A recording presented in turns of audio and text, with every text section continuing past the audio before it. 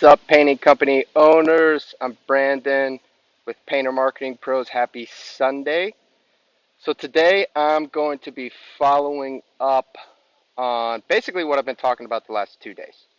So 2 days ago, we talked about how do you take leads from, if you're running online ads of some kind, it's really applicable in other ways too, but we focused on online ads. How do you take leads and turn them into estimates at a predictably high rate, right? Because that's one of the issues that a lot of painting companies have is they'll run leads, and then whether the leads are bad or weren't bad or whatnot, a lot of them aren't turning into estimates.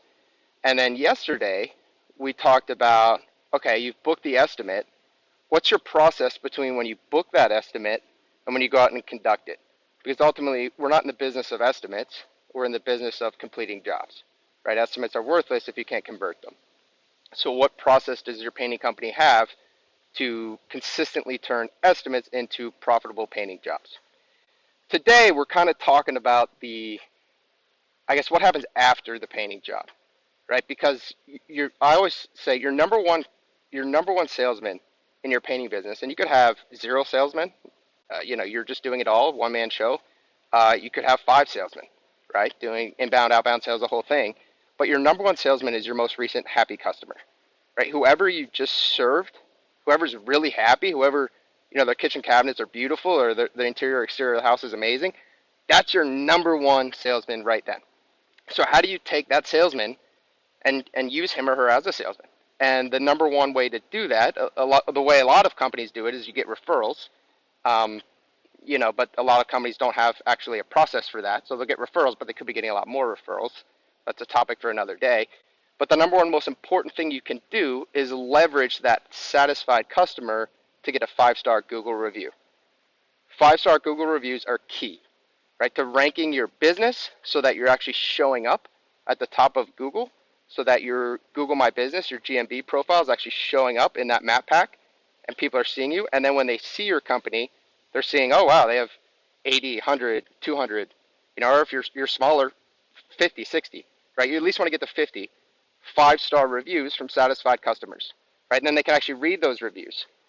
And then what you do there is sort of another topic. It's all about creating systems, right? But how do you take a customer that you serviced and greatly increase the odds that you're getting 5-star reviews? If you don't know how many of your customers, what percentage of your customers right now are leaving you reviews, then there's some homework because you need to figure that out. That's a key performance indicator. What percentage of your clients are leaving you reviews? All right, so I cover this super in depth. We're running a PCA, a series in tandem with the PCA called Learn to Grow Marketing for Painters. It's all about teaching painting company owners how to better market their companies.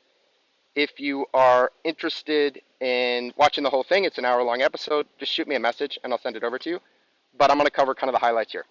So number one is provide a world-class experience, right? Don't be a painting company that provides average or subpar service, but wonders why you don't have a bunch of 5-star reviews. You're never going to get a great reputation if you don't provide great service.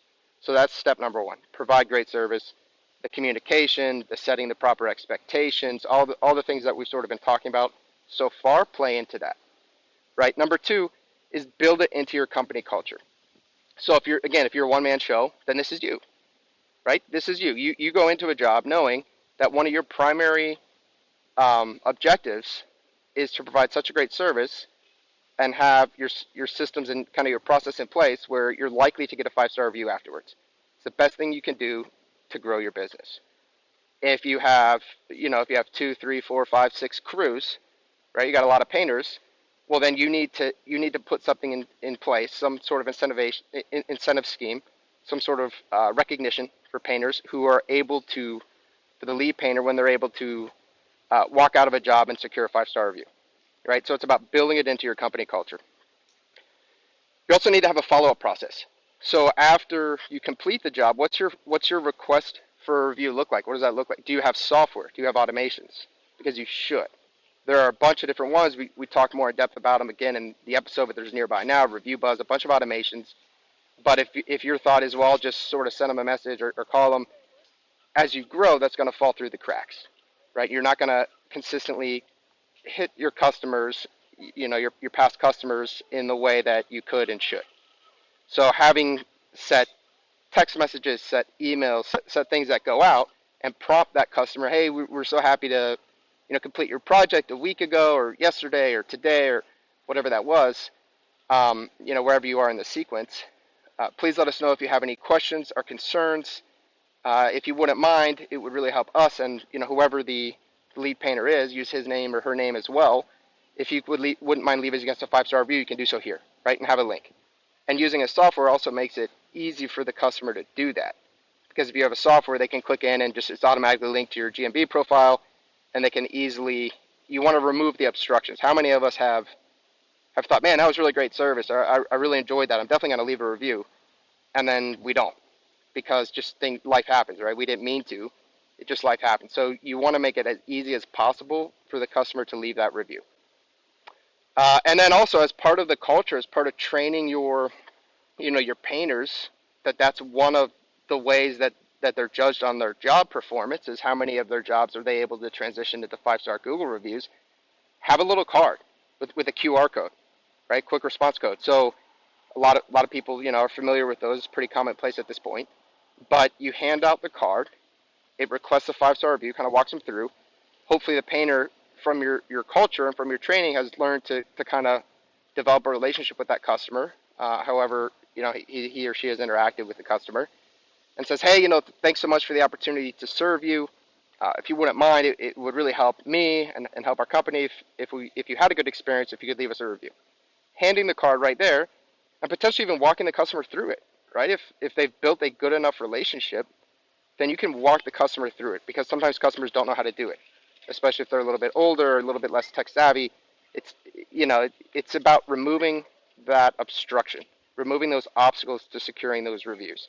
And then also make sure you have a customer happiness call, a customer success call, whatever you want to call it, a follow-up call, where you call customers the day after the service and just check in on them, right? People want to know that you care. People want to know that they're doing business with people, not just a big company or, no-face company. Call them, ask them how the service was. Hey, do you have any concerns? Are you satisfied? Did we meet or exceed your expectations? Because that's always our goal, right? And then if everything's good, obviously if it's not good, then thank God you had that call, because maybe you got in front of a bad review. And maybe now, rather than you getting, lit up online with a 1-star, 3-star review, you got ahead of it. Say, well, I'm so sorry to hear that. We had no idea. Let's make that right. Right? But if it's, well, yeah, it was excellent.